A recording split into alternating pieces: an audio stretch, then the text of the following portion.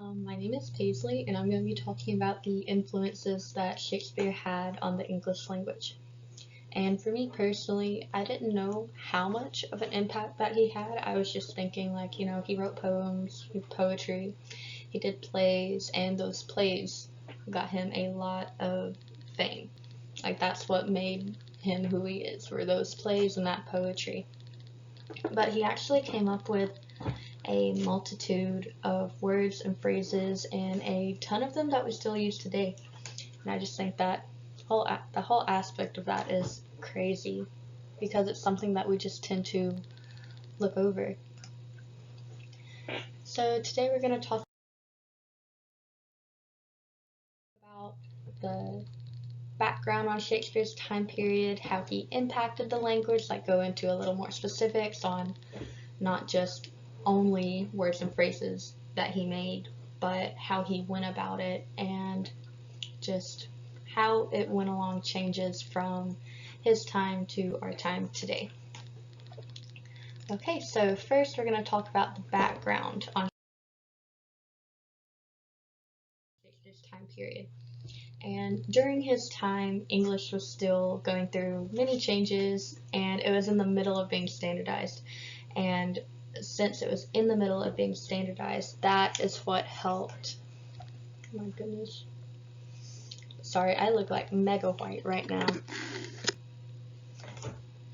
That barely helped.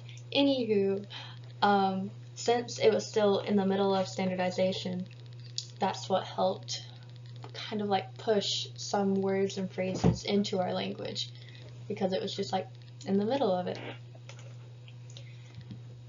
And Shakespeare wrote in what is considered early modern English, and that was going on until about the end of the 16th century, and that's whenever language began changing from Middle English to a version closer to how we speak today.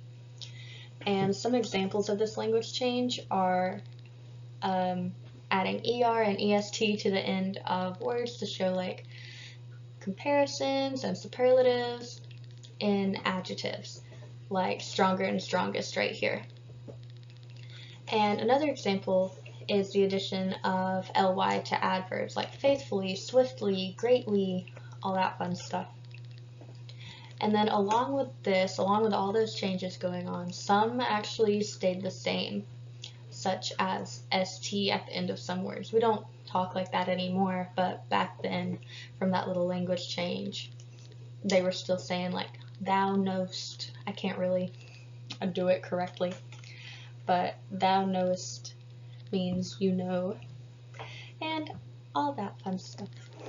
And this picture right here, I don't really know how to move myself, I guess you can say, but this picture right here, that's the Globe Theatre in London, and that's where a multitude of Shakespeare plays were being performed, and that was going on until 1613, whenever it actually burned down.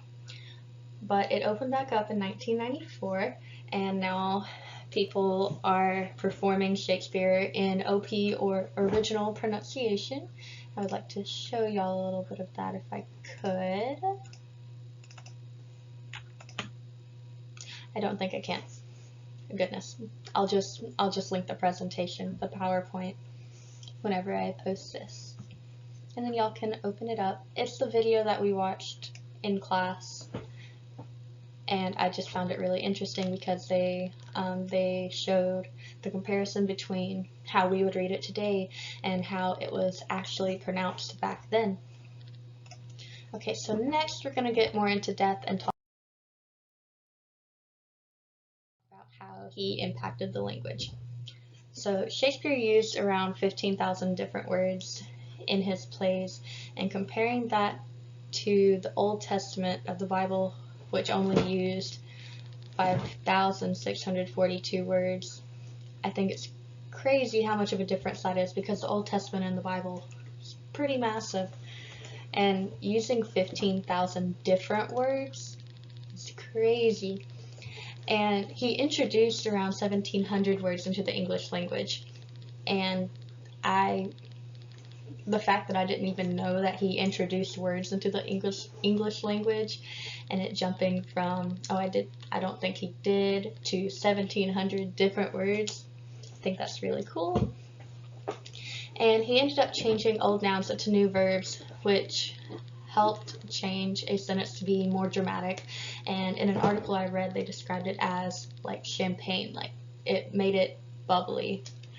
And he also began adding en and em to make new words such as enamor, enchant, and empower.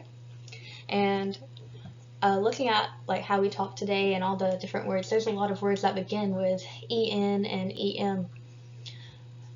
So just knowing that like that mainly came from Shakespeare is also a really cool fact. Other than impacting words and phrases within the English language, he also perfected blank verse. And down here, it's part of Hamlet. This is an example of blank verse, and I just wanted to show y'all. And it says, "To be or not to be, that is the question. Whether it is nobler in the mind to suffer the slings and arrows of outrageous fortune."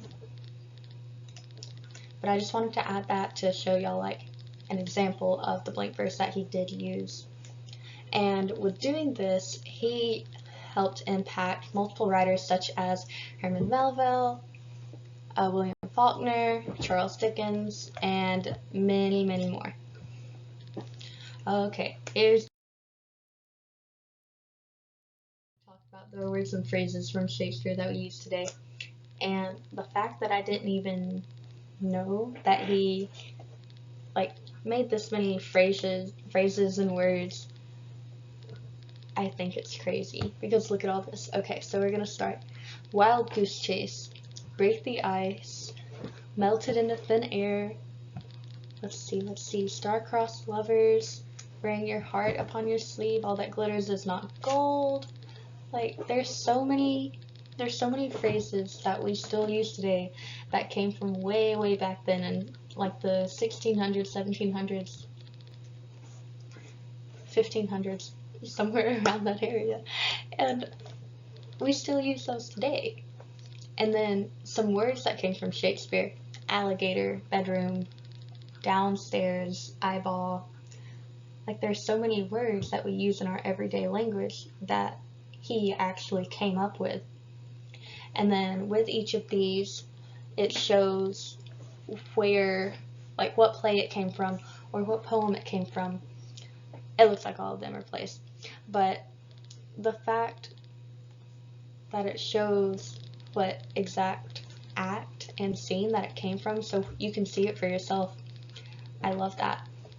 And I'm gonna link this whenever I post this, so you can look for yourself, you can get more information as well, and all that. Worthless. I didn't know he made up the word worthless too. Goodness.